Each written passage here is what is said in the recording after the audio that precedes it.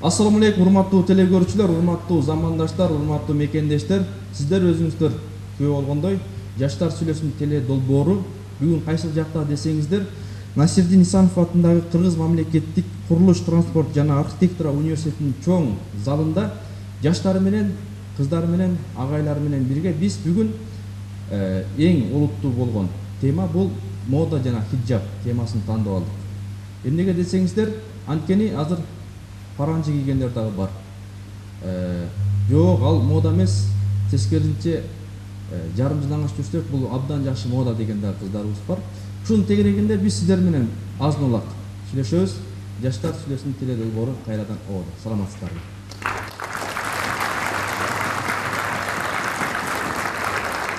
Анда ушул биздин төрүбүздүн серепчи конокторубуз бар, агайларыбыз бар. Анда ушул агайларыбыз менен тааныштырып өтөйүн.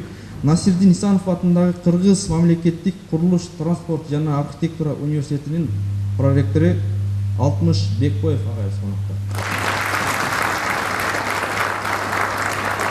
Жана ошондой эле коомдук ишмер, 400дөн ашык илимий макаланын ээси, Дилмүрөгү адеп, ахлак жана маданият борборунун мүдүрү Өзбек Ажы Чоконов конокто. Жана дагы ушул аталган окуу жайдын ага окутуучусу Алишер Хамраев агайыбыз конокто. Урматтуу жаштар, анда ушул мода деген, мода жана хиджаб темабыз ушул негизги болгон темалардан, андыктан жаштар сүйлөсүн ушул азыркы айтылган модабы же эмне, анда жаштар сүйлөсүн, урматтуу жаштар. Анда азыр биз сиздерге айтып өттүк, ушул азыркы болуп аткан өтө маселе, андыктан ушул жаштарга берсек, бул модабы же мода эмеспи, мода болсо кандай, анын пайдалары кимге? Барбы жаштардан? Саламатсыздарбы? Атым Баястан Жүрсүнбеков, Кыргыз ара факультетинен 5-курс. Мен айта турганым ушул темага бир 3 мисал менен кайрылып, пример кылып кетсем, ошону биринчиден мода жана хиджаб деп атабыз.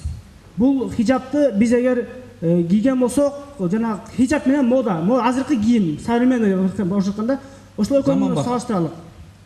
Заманбап. Көчөдө басып баратканда биринчи пример. Көчөдө басып баратканда бир кыз кетип барса, аркасынан 3 бала кетип барат, сөзсүз ошол кызга тиешет. Чачың мындай экен, тиягың мындай экен, колунда саат турса да саткачы болду деп турабы? Ал баары билип турган нерсе. Экинчиден, хиджаб. Азыркы заманбап кийимдин бул бизге берген эң чоң таасири кыздарга. Бул ачык айтпасак, эмне деп коет? Оорун жашырсак, өлүм ашкере кылат.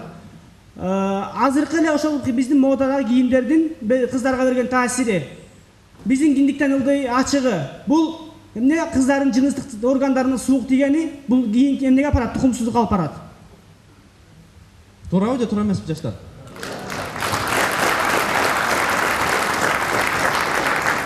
Эртең менен кыштын ызгаарында эртең менен сулланып чачыбызды гел деп туруп чыгабыз кыздар. Бул эмне? Башта кулакка суук тийгени. Анан дагы бир нерсени айтайын, биякта деген азыр жакшы сөздөр болот. Ошонун ичинде дагы бир сөз кездеши мүмкүн да, кыргызча кийинсе болбойбу депчи. Болобу же болбойбу? Өткөндө эле бизде мынакей Курман айттын алдында өзүбүздүн муфтийибиз Чубак ажы ушуга бир СМС менен суроо берди эле, кыргызга мындай, кыргызда жокко мындай нерсе депчи, хиджаб тууралуу. Ошондо устаз эмне деп айтты? Сен кыргызды билбейт экенсиң деди. Сен деген көчөдөн келген киши экенсиң, кыргыз эмес экенсиң деди. Анткени эмне? Ал эмнеге таянды? Биздин тарыхка кайрылсак ошол эле учурда Курманжан энебиздин сүрөтүн алып көргүлө. Каяк ачык болуп турат ошондо. Чачы көрүнүп турат ошондо. Этеги жерде турат, колу жеңи моякта турат. Ак элечек кийинген, бети эле ачык. Анда сиздин оюңуз боюнча, урматтуу мырза, азыркы бул башы жылаңбаш жүргөн кыздар кандай болуп калат анда? Бул эми ар ким өз таңдасын. Эгер мага ден соолук керек болом десе, кийин мен бактылуу эне болом десе, анда өз таңдасын да. Ар биринин акылы өз башында. Ар биринин башы өзүнүн ийининде. Жаштар сүйлөсүн. Рахмат. Азыр бул жерде биз айтып кеттик, кыргыздын кийимин кийсек болбойбу депчи. Анан эң туура ойду айтып атышат. каршы чыккандар дээрлик жок болуш керек. Мусулман дининде шарт болгон жүз менен колдун учу гана көрүнүш керек, ал калган жак көрүнбөш керек, туурабы? А биздин кыргыздын улуттук кийимдеринин баардыгы ушул талапка жооп берет. Анан кийин азыр мода жөнүндө айтып атабыз, мода эмне? Мода азыркы заманда баарыбыз эле кийип жүргөн кийим. Демек хиджап да анын бир бөлүгүнө кирет. Салбырап, сулбурап, каякта бир арабтын бирдемесин кийип, же кыргыз эмес, же араб эмес, кыргызча сүйлөгөн арабтар болуп жүрөсүңөр деп кыздарга. Кыргыздын улуттук кийимдерин кийсеңер болбойбу? Ушул суроону койгум келет. Кыргыздын улуттук кийимдерин эле динге ылайыкташтырып койсоңор болбойбу? Кыздардан анда. Ассаламу алейкум. Мен жогоруда бул мырза айтып кеткен ойго кошулам. Буга чейин ошо Кошуласызбы же кошулбайсызбы? Жок, айтып кеткен оюнда толуктап кетейин да. Бул убакка чейин мен баягы жолдордо жүргөндө, маршруткаларда жүргөндө улуу эле апаларыбыз азылып калат да, бизгечи асылып калат. Эмне деп азылат? Эмне үчүн жолук салып алгансыңар, кемпирдей болуп кийинип алгансыңар деген аябай жаман ачуу сөздөрдү айтат да. Анан кыргыздын эле кийимдерин кийбейсиңер депчи.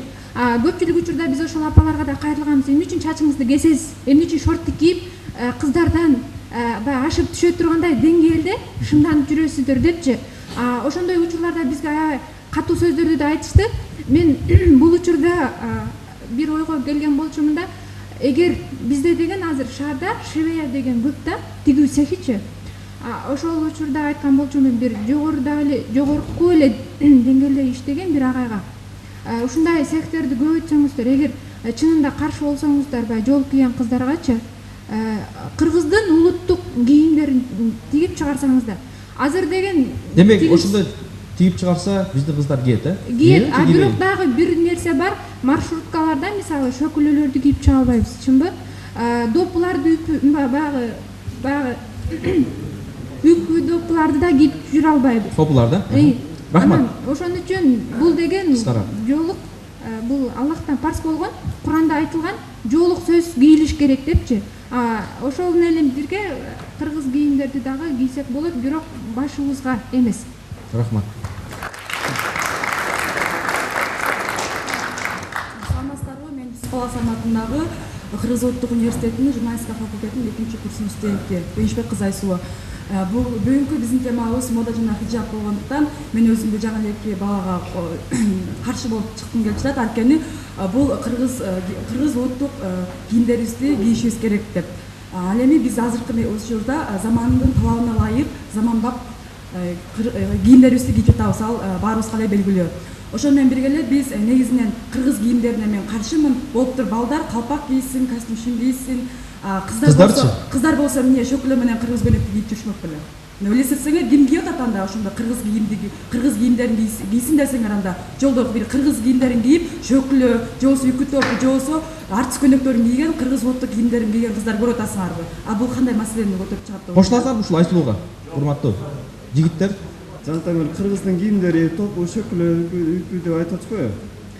Ошол кыргыздын элечектери жана шөкүлөлөрүн баардыгын алып котормосок, астынан ошол жакшынакай эле жолуктар эле калат да.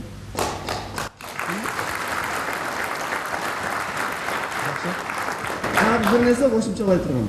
Ошол топу, ошол шөкүлөлөрдүн астын, шөкүлөлөрдүн жерден мурун жолукту кийип, ушундай кийип туруп, анан шөкүлөлөрүн кийет. Кандайдыр бир майрамда, Нооруз майрамында ошондо ошондой атайын кыргыз экенин билдириш үчүн ошо шөкүлөлөрдү кийет. Көчөлөрдө кийип жүргөнгө ыңгайсыз болгондуктан мындай жолук салынып жакшынакай жүрөт да. Бул деле кыргыздын салты, бул деле кыргыздын салтына туура келген жакшынакай нерсе. Демек туура келет, Мен ошо Насирдин санатындагы университеттин транспорт жана коммуникациялар факультетинин 3-курсунда окуйм. Атым Курманбек Эрлан. Булар айтып атышпайбы? Кыргыздын кийими депчи. Кыргыздын кийиминде эч качан шөкүлөнү кийерде жолук салбайт.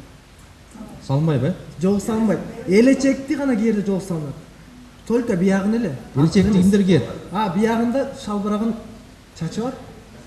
Эч убакта чачын үстүнө түйө албайт. 40 метр матаны деген орош бул эң күчтүү гана аялдын колунан келет да.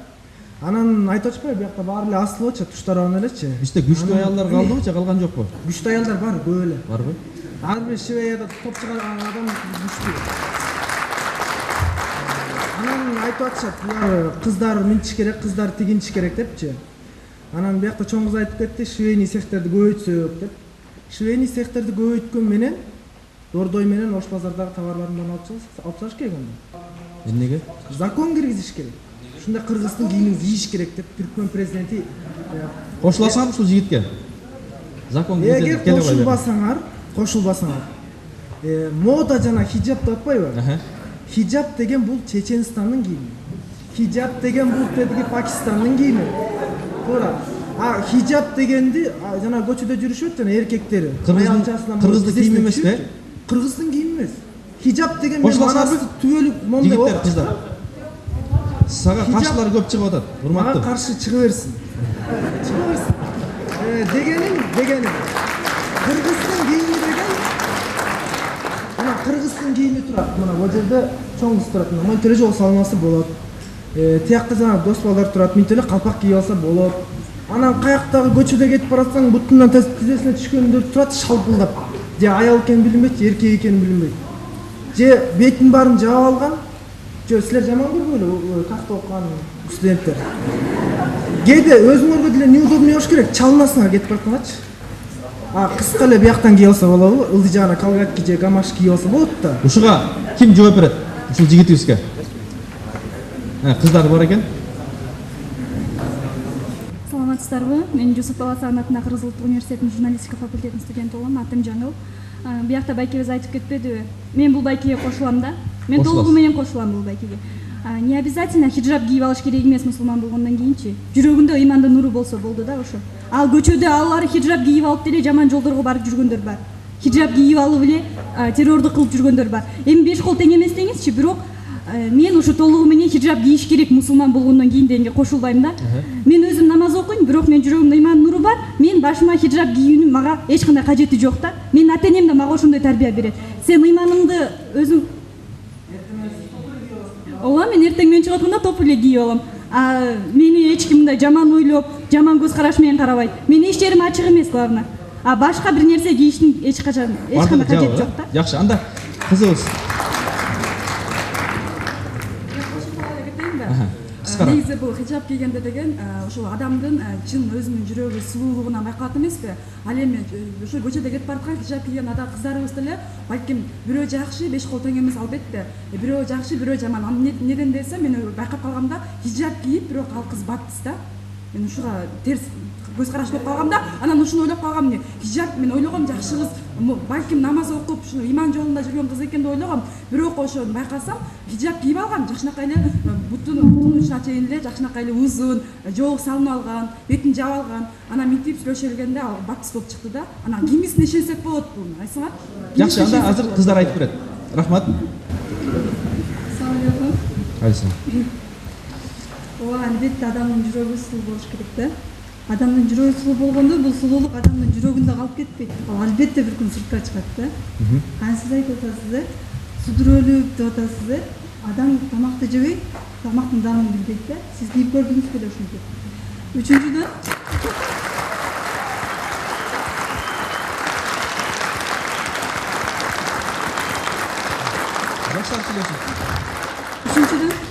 биз эмне үчүн хиджаб кийебиз? Азыр мындай айтсам да түшүнбөдүз, мындай айтсам да түшүнбөдүз, мындай деле.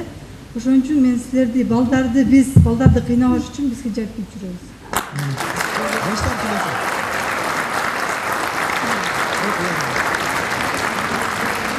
Ассаламу алейкум, урматтуу студенттер жана бир туугандар.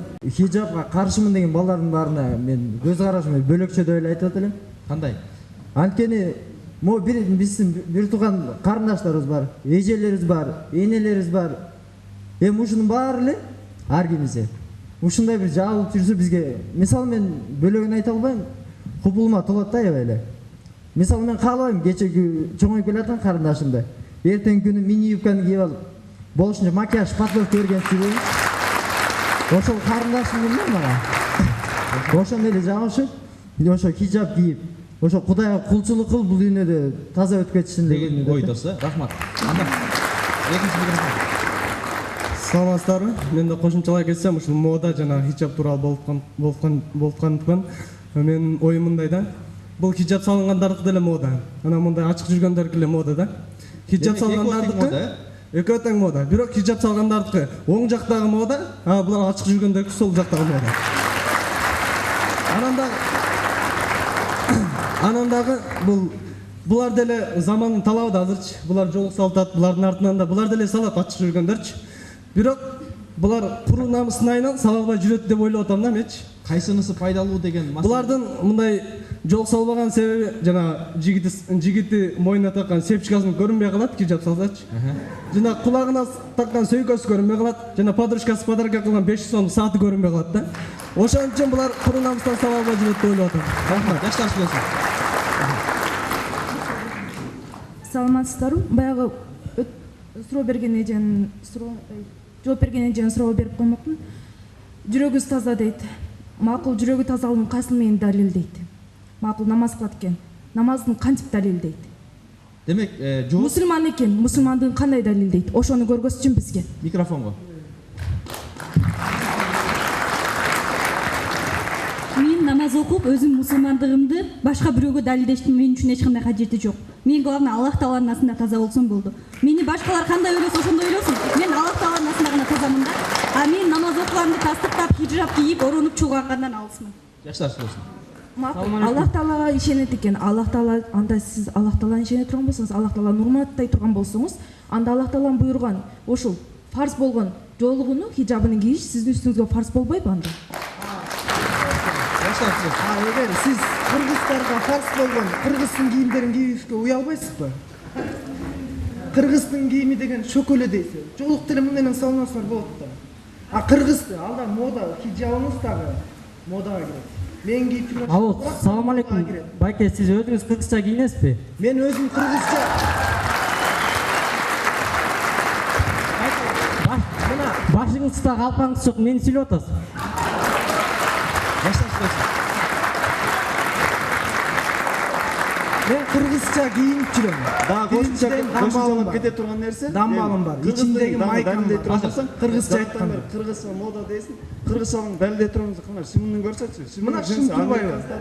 Жемде сен шымды көрдүң бе? Юбка алып тиккен. Бул жинсини кийип атасың. Ал бир. Экинчиси кыргыздын калпагын кийгенден намыстанасың кана. Мен кыргыздын калпагын кийип келгем. Үчүнчүсү, сен өзүңдүн карындашыңды бирөөнүн көзүнө мактанып, же болбосо өзүнүн санын көрсөтүп жүргөнүн каалайсыңбы? Мода дегенчи, мода деген кыргыз санын көргөзгөнгө кирбейт. Жаштар сүйлөсүн. Мода деген сен шарфты эмнеге тагынып алдың калпак кийип? Шарфты. Сен деген неме кийишиң керек? Тон кийишиң керек, эсилчеси. Эгер сен кыргыз болсоң, сен эмнеге башка чечендердин кийимин каалап атасың? Эмне үчүн кыргыз болсоң, каяктагы санды каалап атасың? Эмне үчүн кыргыз болсоң ушинтип атасың? Чечендердин кийими жүрүшпөйбү? Чачын кой берип. Коштасыңарбы? Көрдүңөрбү минипке кийип жүргөн? Эми караптым. Мода десе эле минипка, мода десе эле минипка. Причем тут минипка? Окуучу адамда башка минипкадан башка көрбөй калган. Турат эле сонун эле. Эми, могул жерде кыздардын жалпысына суроо бергим келет. А жана айтып ар бириңерде жүрөгүңөрдө кыпындай болгон ыйман бар. Силер керек болсо келечекте Кудай буйрса ар бириңер хиджап кийем деген ниетиңер бар. Же жокпу андай? Бар. Көрдүңбү? Жаштар сүйлөсүн. Анда сүйлөгөн кыздарга жигиттер хиджап кийишет туура. Бирок ал кыргыздардын менталитетине сыйбаган иш. Бул модабы же эмне? Хиджап бул мода. Бул деген кыргыздардын кандай десем бир талкалануучу бир бөлүгү да. Кыргыздар ошо талкаланып келатат. Хиджапты да кийип талкалат. Рахмат. Анда сүйлөгөндөргө берели, урматтуу. Мисалы айта кетейик да, мисалы жолук салынган кызда мейлі пальтосунан билинбейт, пальтосын чечкенден кийин денесине жабышкан юбканы кийип алат да, буну кандай түшүнсө болот? Мейлі жолук менен бетин жапсын, анан денесин чаптап жамбашын бөлүп алган кандай жакшы? Ошо жакшыбы? Мисалы сен 700 сомдук шымды кийип жүрүң, 2 сомдук калпакка акчаң жетпей калды.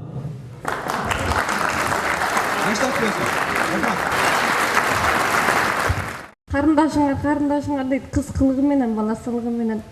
Кыз кандай кийинет, баары өзүн карап жүрөт. Узунураак кийе, кыска кийе, хиджап кийе.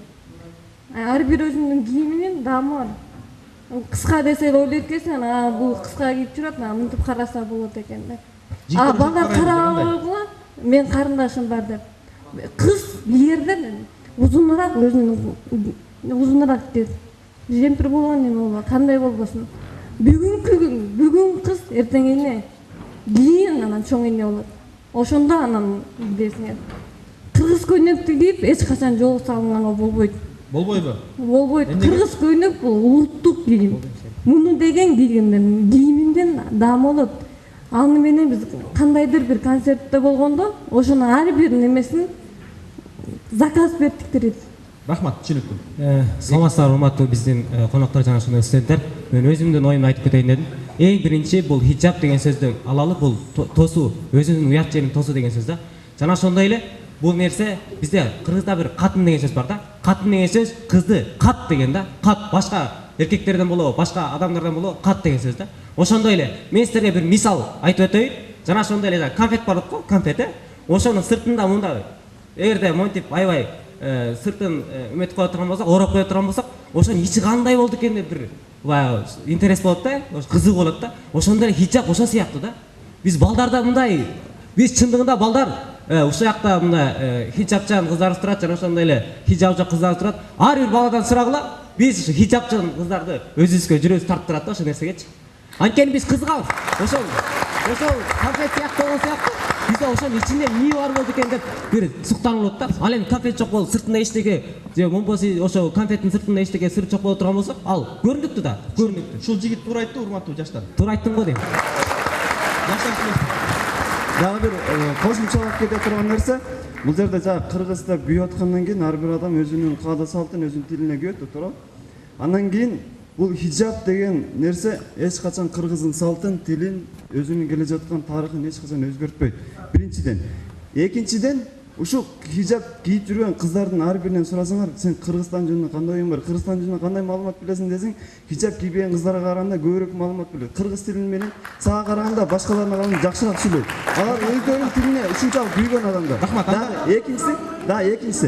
Экинчиси, эми дагы бир нерсе карап тур. Мисалы үчүн көчөдө бир 2-3 бала отурат дейли. Алар динди түшүнбөйт. Кыздарды карабаш керек деген нерсени түшүнбөйт. Кичине болсо да ислам динине таанышар, бирок дин жөнүндө маалыматы жок. Көчөдө мини-юбка кийген, же болбосо жөн эле чапташкан жинсини кийип жүргөн кызды өтүп кетип атканда ага ышкырып тийишет. Туура?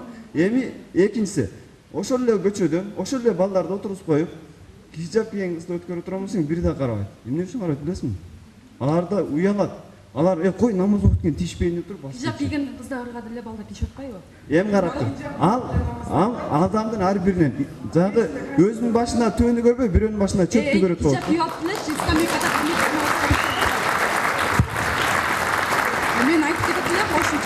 мен айтып кетип элем кошумчалап. Негизинен бул биз башка мамлекеттердин модасын туурабай деп бир өр окуп кетейин. Акыл калча атандашпа батышка, окшошалар жалбыраксыз куударака, эрчисиңби өздү чанып кара жолтой жалын жака, тилиңди, диниңди үйрөн, дилди тазарт, илимди түрлөп оку, ийгилик тап, таалимди эне болуп сен үйрөтсөң, таалайга куунабайбы бүт адамзат. Намысты желек кылып колго карма, ыйманын азык кылып жолго камда. Жол узун, тайга кашуу, тар кечүү бар, бакытка жетем десең каначамда. Анткени ал паранжи кийген адамдар, бар. Анда ушул урматтуу биздин конокторубуз отурат, анда Алтынч агай, жаштардын үнүн уктуңуздар. Бүгүн тема ушул мода жана хиджаб жөнүндө сүйлөшүп атабыз. Кандай ойлорду айтасыздар? Ассаламу алейкум. Мисалы мен модага каршы эмесмин. Кандай болуш керек? Бирок мода принциптерди сакташ керек да. Адамгерчилик принципти. Мисалы жанагындай жабыла турган жер жабык болуш керек. Аны адепсиз болбош керек да. Мисалы өткөндө бир кыз кетип баратат, чачы мындан эки баласы бар да, ушу аял. Анан чачын мындан коюп, мен таң калгам, эмне деген мода болуп кеткен деп. Орус эмеспи? Орус эмес, кыргыз да. Анан ошо чачын мындан артынан кетип калыптыр да чачты. Анан ушундай мисалы түрлүү жанагы баштарын мындай кылган панки дейби, хоростун эмесинде ошондой адепсиз болбош керек да. Ошо мисалы мода кийсе болот, бирок жанагындай адеп болуш керек. Анан жанагындай адамдарды таң калтырыш үчүн кийбеш керек. Мисалы турай бербеш керек. Азыр батыштан түрлүү мода келип атат. жанагы бет башын чаралак кылып алган, татуировка кылып алган, өтө кыска кийип алган, ушундай адепсиз адамдарга жанагындай адамдарды дүлүктүрө турган, же адамдарды кызыктыра турган ушундай нерсе болбош керек. Анткени силер азыр жаштыңар, эртең жаш улуу жашта болосуңар да. Анан кийин силерди кичалатышыңар, сен кече жаш кезиңде мынтип жүрбөдүң беле? Куйругуңа татуировка салып жүрбөдүң беле деп. Кээ бир кыздар куйругуна татуировка кылып аткан да. Ше стрелкасы жана ылдый жакка көрүп атат да. Эмне деген мода? Эми мисалы мына эркектер аялдарга окшош, аялдар эркекке окшош кийинбеш керек. Өткөндө мага бир айтат, сен сакал коесуң. Мен айттым, мисалы коростун мындай сакалы бар. Же арстанын жанагы эркегинин көкүлү бар го. Ошо көкүлүн алса кандай болуп калат? Ургачы арстандай болуп калат, туурабы? Ошо ар кимге Алла Таала ошо эркекте жаратса, эркекте кийиш керек. Аял аялда кийиш керек. Анан жана ар кимде туура бериш керек. Кече күнү бирөө бар, кечүпени турап жүр да. Ошо кореецти турап, кытайларды турап, башканы тураш керек. Мындай кичине аккуратныйраак, жакшынакай. Мисалы мына хижап деле мода менен кийсе жакшынакай эле көрүнөт. Жөн эле илгери Кыргызда 2-3 эле түрлүү материал болгон да. Кыжым менен эле ак материал болгон. Ошон үчүн мындай кооз болгон эмес хижап. Хижап деген ошо жанагындай аял кишинин денеси эркектерди кызыктырат. Рахмат. Анан ошо кызыктырбагыла деген принцип бар да. Анан ошо эркектер эгерде жанагындай аялдар көп жылдан баштанса, анда эркектер эркек болбой калат, бычылып калат баары. Чоң рахмат. Айшар агай. Анда жаштар сунууга экинчи микрофон. Мен негизи айтарым, бул негизи талкуу, менин оюмча мусулман арасында талкуу болбош керек да. Анткени үчүн баардыгыбыз мусулманбыз, жана билебиз, хижаб бул фарз. Аллах Куранда айтат Пайгамбар саллаллаху алейхи ва саллям, ey Мухаммед, сен айт дейт, иман келтирген аялдарга айт дейт, аларда жамырышсын дейт. Хижаб бул фарз. Жана Аллах Ахзаб сүрөсүндө Аллах айтып атат, эгерде Аллах жана элчиси Мухаммед саллаллаху алейхи ва саллям эркек мусулман жана эркек аялга бир нерсени буйруса, аларга тандоо укугу жок дейт да. Демек бул хижаб бул аялзат тандабаш керек, кийби кийбей. Бул фарз да. Рахмат.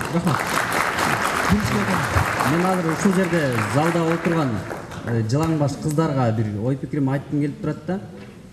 Баш кийим жөнүндө, хижаб жөнүндө сөз болуп аткандан кийин, илгери Кыргызда салт болгон.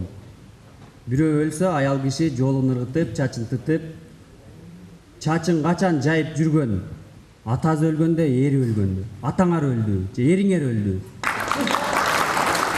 Эмне чачыңарды жайып жүрөсүңөр? Ушул суроого жооп берип койгулачы, мынакей жылаң баш чачын самсалап жүргөн кыздар. Үйбөгөн жериң гүл болот көргөндө. Рахмат, жаштар сүйлөсүн. Экинчи айтатта өлдөрдөчү. Кыздар жол салынбасын деп айтып атышпайбы, балдар, кыздар бардык элечи. Бирок кээ бир айтып атат, менде иманым бар, намаз окуйм, анан мага жол салынган кереги жок депчи. Мен оюмча имандуу кыз неге жол салыныш керек депчи. Бар эле талашып тартышып атышат. Мындай да бул хиджаб менен мода дейт. Мода эмне экенин билбегенден кийин анда хиджаб да мода дебеш керек. Жылаңач монтип кыска кийинип жүргөндө да мода дебеш керек. Мода деген сөздүн өзүнүн эмне экенин билбегенден эмнесине мода деп атасыңар мисалы да. Вот ошо да мен билбейм мисалычы. Эмнеге мода дейсиңер мисалы. Хиджабты деле кийгендер, мындай деле кийгендер бир гана Алланын колунда. Рахмат. Саламатсыздарбы? Алланын колунда бар тең. Бирок бир айта турган нерсем да. Мусулман дининен Кыргыздын улуттук кийимдери мусулман дининен алынган. Узун кийген, бүт баары тең, абарат жерлери жабылуу бар тең. Бирок буга мусулман хиджабка да тыюу сала албайсыңар. Тиге да тыюу сала албайсыңар. Алла ушунча өз эрки. Ал заман өткөн. Бул да заман башка. Уже биздин заманда өтөт, башка заман келет. Алгы күнү каяктан билесиң, чүңкөл баш эле капкараң болуп каласыңбы же жипчылаңыш болуп каласың, бир гана Алла билет. Пайдасы кимдерге? пайдасы баары тең бир Алланын колундабыз, бирок баары тең чүмкүн өтүп калыш деп ойлойм. Саламатсыздар, мен Кыргыз Улуттук университетинин журналистика факультетинин 1-курс студенткасымын, Келебекова Ажыбек. Мен сиздин сурооңузга жооп берейин дедим, жана чачын самсалап жүргөн кыздар дегенге. Биринчиден ар бир адам өзүнүн жан дүйнөсүндө, жүрөгүндө ыйман болуш керек, чынбы? Мисалы, сиз намаз окуган киши эле хиджаб кийип дейсиз. Ар бир нерсенин ак кара күн түн деген сыяктуу хиджаб кийип жүрүп деле жаман жолго баргандар бар деп айтып атабыз бул жерде. Ошондуктан мен айтат элем, азыр коомго жараша жашаш керек да. Коом кандай болсо, сен да ошондой болосуң. Ошондуктан ар бир адам өзүн карап, мындай өзүн карап, өзүнө кандай ыңгайлуу болсо, мода деген өзүнө жарашыктуу жүрүү, бул мода. Ал эми хиджаб болсо, ал башка нерсе, ал Арабиянын климатына жараша атайын ылайыкташтырылган кийим болуп саналат да. Рахмат. Биз арабча бул кыздарыбыздын кийингени бул өзүнүн ыйманынан кабар берет да. Намаз оку дейт, жүрөктө ыйман менен оку дейт. Ар нерсенин жүрөгүндө ыйман менен болуш керек да. Намаз оку мейли. Жылаңбаш оку, жылаңбаш жүр, бирок сен жоолук салсаң, ыйманыңдын жогорулаганын, андан да жогорулаганын бир кабар берет да. Бул ошончолук сенин ыйманың да жогорулаган. Сизге кандай кыздар жагат? Жоолук салынганбы же салынбаганбы? Мага мисалы жоолук салынган, мисалы бул динде кыздарга көз артпаш керек да. Мисалы өзүң бактыңа келген кызыңды, аялыңды ошону эле суктанасың, андан башкага суктанбашың керек да. Ал анткени бирөөнүн менчиги. Рахмат. Бирөөнүн менчигине сен эч качан козгола албайсың. Анан азыр акыркы бул бир көбүнчө аялдардын шылтоосу бул кантип жүрөм элдин арасында моунда хиджаб салынып алып, бирөөнүкү ысык дейт, кайнап тердеп күндүн ысыгында кантип жүрөм дейт. Бул андай эмес, бул жайдагы ысык деген ысык эмес, тозоктун ысыгы деген андан жаман. Рахмат. Жаштар сиздер. Assalamu alaikum. Урман Фурсултан, араб факультетинен. Мен азыр бул хиджаб арабтардын кийими дейт, бул арабтардын кийими эмес, бул мусулмандардын кийими. Ошондо арабтардын кийими болсо, эмне үчүн кыргыздар өлгөндө кепиңге оройт? Жынсы менен эле көң койбойбу ошондо? Арабтар кепиңге оросо, кыргыздар кепиңге оройт. Өлгөндө мусулман болуш керекпи? Ошондо давайте жынсы менен же жалаңаш өзүнүн кийими менен көң койгула, кепиңге орогула. Бул кепин мусулмандардыкы. Чоң рахмат. Урматтуу телегөрүүчүлөр, бүгүн биз сиздер менен ушул Кыргызстан жаштары менен мода жана хиджаб жөнүндө сүйлөшүп жатабыз. Анда биринчи микрофон. Саламатсыздарбы? Мен атым Жолгөз. Бул жерде бул байкен айткан сөзүнө мен жооп катары чыктым эле. Бул эмне кыздарго бул чачын кой берген атасы же күйөөсүнүн өлгөнүн билдирет экен. Ал эми балдардын чачын өстүргөнү эмнени билдирет? Рахмат. Рахмат. Кыргызда жакшы сөз бар. Атың чыкпаса жер өрттө деп. Бул жакта байкебиз ошо атың чыкпаса жер өрттөдөн болуп атат. Анткени хиджаб бул эч качан чечендердин кийими болгон эмес. Чечендерге эч качан таандык да эмес. Биринчиден хиджаб сүйлөрдөн мурда ошонун тарыхын жакшы билип алып, анан чыксаңыз болмок экен. Бул жерге микрофонго чыгып алып, микрофонго жармашып алып, хиджаб деп сүйлөөгө кереги жок. Эгерде бир киши көчөдө жүрүп, дамбал кийип, шлепка кийип, бутуна эмне кийет, сизге караганда тазараак жүрөт. Бирок экөөңүздөр тең ойлоп атканда 2 метр ак кепиңге оролуп кетесиздер. Аны дамбал кийди эле деп бир мусорго алып барып урутуп койбойт. Башка тескеринче аларды урмат сый менен көмөт. Ошон үчүн кичине сүйлөп атканда бул жерде этиканы билиңиз. Чечендердин эч качан байланып койгон ал жерде хиджабтын кийими жок. Рахмат. Сиз атыңыз чыкпаса жер өрттөдөн болбоңуз бул жерде. Рахмат. Анда коноктордун сөзүн угалы. Мен суроо берип кетейин ушуңузга. Дамбал кийип деле ушу узун эркек балдар сакалын бияка мындай коюп алып деле, узун эме кийип алып деле, өзүнүн эмелерин кийип алып туруп эле жолдо гир болуп деле жүрүшпөйбү? Ага кандай жооп бересиз? Капкара болуп эмнесиң десе, молдомун деп туя албай жүрөт го. Эмне үчүн балдар шорттон кыска кийип алып, чачын узун коюп силер асылбайсыңар да именно ошондой кийинип алган балдар асын. Силер айтып атпайсыздар бул деген коомдун талабына ылайык мода деп атпайсыздарбы? Жок, мен айтып аткан жок, мен алардын жагын жактап аткан жокмун, бирок мен айтып атам, эгерде карай турган болсоңор, силер ошо эки жакты бирдей карагыла. Именно ошондой намаз окуп, ошо Аллах жолунда жүргөн адамдарга таш урут бербөйлү. Кыргызда жакшы сөз бар да, кайсы адам туура жүргөн болсо, ошол айга нур тиет деп. Силер именно ошо жарык болуп аткан адамдарга тийишип атасыңар. Рахмат. Анда бул эки жооп кетем. Коноктордо. Мен жана азыр дагы бир мода чыгыптыр да. Өткөндө бир орус аял Тарас Бульбаныкындай дамбал кийип алыптыр да. Ошондой модада кетип барат да. Ошо негизи кыздар шым кийбеш керек. Бул жанагы фигуранын размерлери көргөзбөш керек. Демек, ушундай экен анда. Салам алейкум, дагы бир жолу.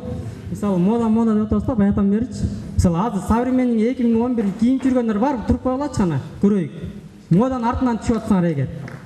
Турсаңар, мына эч ким жок көрүнөрү. Анткени мода жаңы чыккан мода ал кымбат, акчаңа жетпейт. Аны 2 жылдан кийсиңер арзандагандан кийин. Мисалы Европа менен атаандаш берсек, мисалы Европадан келген кийимдер мисалы батыстан келген деп коелук, Мына иш кийимчен чыгып мода деп жүрсө, биз деле иш кийимчен чыгып көчөгө чыга беребизби? Мына кыргыздар ойлонушубуз керек да, бизге туура келеби ошол кийимдер? Биздин менталитетке туура келеби? Биз кийинип жүрсөк болобу? Ошону ойлонуш керек да. Анан кийин иш кийимчен чыгып жүрөрсө деле мода экен бул, жүрө бериш керек. Болобу, ошентип жүрсө болобу? Сизге жакшы ошо? Силер деле балдар тиги башка жакта турап күн чемпион чачыңарды кыркып алсаңар деле боло береби? Кайсы чач?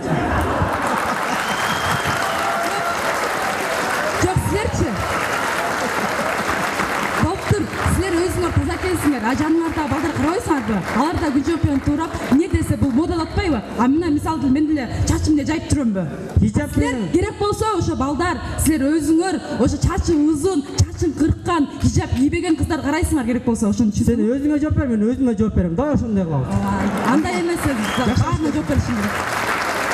Жакшы. Чоң жигит, жанагы хиджаб кийгендер хиджабты кийип атып ойлондубу? Өзүнүн кийинки жашоосун, өзүнүн кыргыз экенин, кийинки кандай болушун өзүн ойлонгон жок да, туурабы? Сен де ошону ойлонушуң керек да. Сен калпак кийип алып астыңа жанагындай кийип атасың. Кудай билет ичиңе эмне кийип алганыңды. Хижаб кийгендер, сага жооп. Хижаб кийгендер акыркы дүйнөсүнө, кийинки дүйнөсүнө ойлоп. Ошол жакта кайсы орунда элен, ошону ойлоп туруп кийип атат. Хижаб эмес. Бул дүйнө эмес. Жакынкы 20 жыл, 10 жыл эмес, кийинки дүйнөсүнө ойлоп атат. Хижаб кийбей деле тиги ханикей элечек менен жигиттер. Мындай, мынакта бир кызга жообун берейин. Коом дейт да, коомго жараша дейт. Коом деген ким? Коом сен менен мен. Коомду өзгөртчү сен менен мен. Ошон үчүн кыргызча кийсем мен өзгөртөм. Жаштар сүйлөшсүн. Анда биринчи микрофон. Анда эмне бул хижаб эмне кыргыздын улуттук кийимиби? Жооп берилечи ушуга. Чоң рахмат, аябай мындай билгич адам экенсиң. Чоң рахмат. Эң караптыр. Кыздардын кийимине аябай эле асылдык да, хижаб мода тиякпак, ушул жерде отуруп хижаб кийбеген кыздардын кийимин карачы, кимиси кыргызча кийинди.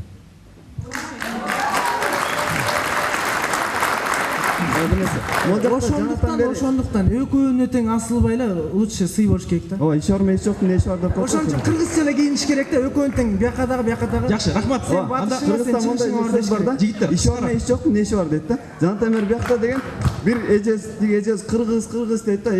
Кыргыздар качан эле сизге окшоп чапташып шым кийип жүргөн?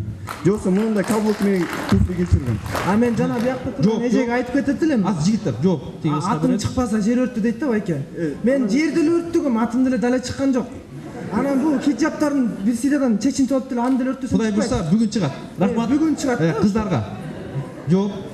Азыркы заманда эч кимди эч ким кыйнабайт. Сен хиджаб кийишиң керек, сен улуттук кийим кийишиң керек, сен Европанын стилинде кийинишиң керек деп. Ар бир адам өзүнө кандай ыңгайлуу, ошондой кийинет. Мисалы үчүн сени эч ким кыйнабайт. Сен деген дамбал кийип ал, сен сүннөт көйнөк кийип ал деп. Сен кыйнаса да кийбейсиң анычы, мындайча айтканда. Ошон үчүн ар бир адам өзү каалагандай кийинет. Ар ким өзүнүн каалагандай кылат. Мен азыр кыргыз көйнөк кийип алып сыртыман пальто кийсем, мага эч качан андай ыңгайлуу болбойт. Еще болгон да эмес андай. Андай болсо көрүп алып муну, бул эмне болуп калган? Өзүнчө эле концертке даярган артист көйнөгүн кийип алып турго деген сөздөр чыгат. Туурабы? Сен мисалы үчүн өзүң сүйлөшкөн кызың болсо, сен сүйлөшкөн кызың хиджаб кийбейт. Туурабы? Же кийеби? Менин аялым хиджаб кийет. Аялым кийет. Жаштар сүйлөшсүн. Ошо аялың сен менен сүйлөшүп жүргөн убакта хиджаб кийчү беле? Кийчү. Канча жаштан баштап кийдиле? Аны сурабадым, бирок мойнунан парт келгенден баштап кийип баштадым. Ошону сурасаң болмок экен. Рахмат, жаштар сүйлөсүн. Анда кошумчалап кетейин. Жигиттер. Башкалар да сүйлөсүн. Мен ушул кызга кошумчалап кетет элем. Мына Арабияда уктаңар беле, ушул кызды ушул бала зордуктап кетиптир деп, Иранда, Иракта уктаңар беле. Мындайда кунажың көзүн сүзбөсө, бука жибин үзөр деген ушу кыздарыбызга тиешет. Неге Кыргызстанда асыл? Кылмыштуулук көбөйүп атат. Неге кыздарды зордуктап ар кайсы бурчка балдарыбыз эмне көбөйүп атат? Сүйрөп кетип атат.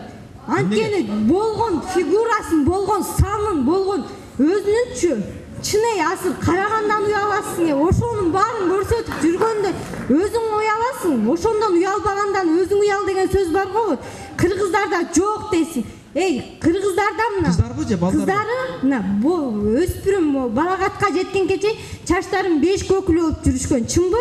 Андан кийин өрүшкөндөн кийин уже балагатка жеткенден кийин баштарын жоолук менен байлап уже узун эме кие башташкан. Биз элече кийип алып жүрө албайбыз да, ошон үчүн биз жоолук салынабыз, ошон үчүн биз юбка кийебиз.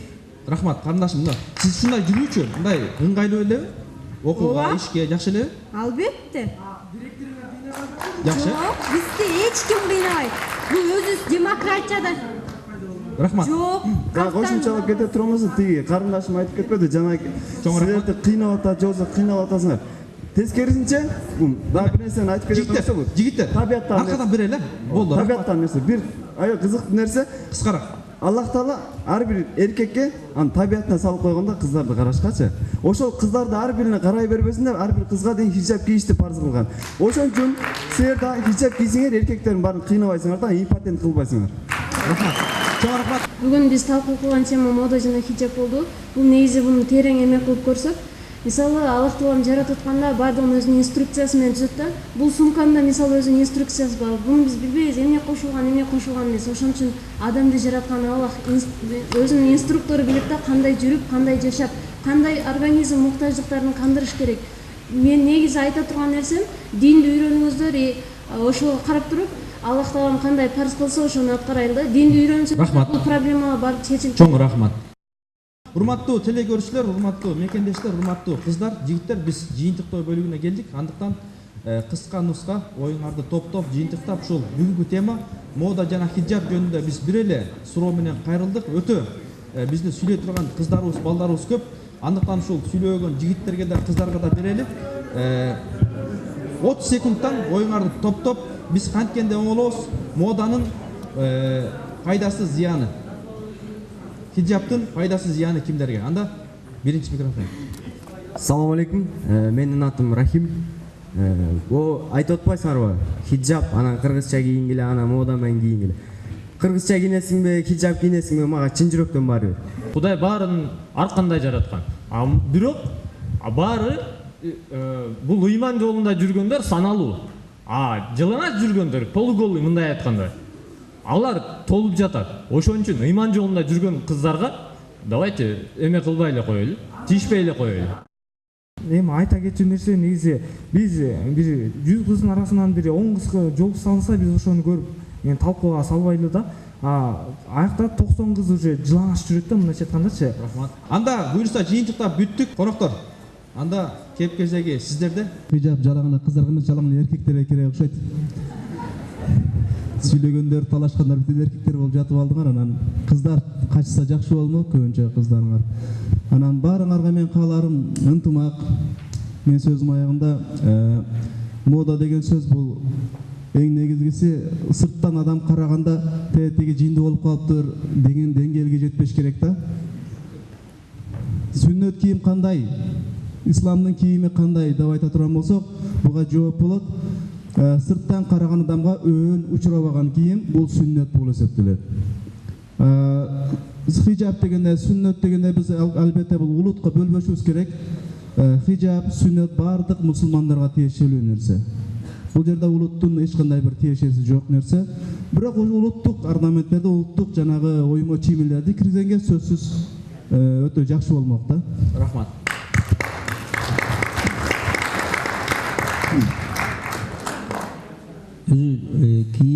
Кийимдин максаты биринчиси уяттуу жерлерди жабыш. Ошо уят жер көрүнбөсүн. Анан экинчиси бул сууктан, ысыктан сакташ дейт да. Анан ошону биз билели, анан биз келип аны андай мактаныш үчүн же бирөөлөргө көрүнүш үчүн, реклама кылыш үчүн, өзүнүн дене үчүн эмес бул кийим. Бул батыш, мисалы батыштын жашоо образы башка, маданияты башка, урматтуугандар. Булар үй бүлө күтөйүн, бала чакалуу болоюн деген ой жок буларда. Булар ошо бир убактылуу жыргайын деген нерсе менен өтө. Ошон үчүн алардын эмесин турбаш керек. Карга теңелип, казын буду сынды дейт. Аларга теңелип ошо кийин орукчал болуп калбайлы. Эркектер болобу, кыздар болобу, кыска кийсеңер суук тиет, анан орукчал болосуңар. Кийин. Анан ошон үчүн биз ойлонойлу кимди туура атабыз. Анан биз жанагындай өзүбүздүн намыста болуш керек. Мисалы мына Туркменияда бүт баары түркменский кийим менен жүрү да. Парламентинде деле башкасында көрсө болот экен, бүт баары эле узун кийим кийип, узун чач менен жүрү да. Туркменский бүт нация. Мисалы Өзбекстанга барсаң, ала тобу толтура да, бүт баары улууларда, башкаларда. Бизде улууларда кийбей калды. Ошо кыргыздын кийимин эч ким өзү кийбей калды. Артисттер эле кийип калды. Анан ошон үчүн биз кичине улут үчүн болсо да, улутубуздун биздин чынында биздин улуттук кийим аябай кооз. Мен мына калпак менен чет өлкөлөрдө жүргөндө канча жерден барсам, бүт баары келип туруп, сен каяктансың, аябай кооз экен деп айтышат да. Ошо калпагым менен, эгерде мен ошо чапандарын кийип алганда, андан бетер таң калмак, ой, каяктан келдим деп. Ошон үчүн улутубуздун кийимин сактайлы, ден соолугубузду сактайлы, абийирибизди сактайлы. Чоң рахмат. Чоң рахмат. Мына урматтуу телекөрүүчүлөр, урматтуу замандаштар, биз аз убакыттын ичинде бул темага чекит кое албайбыз. Албетте чечимди сиздер гана чыгарасыздар деген ойдобуз.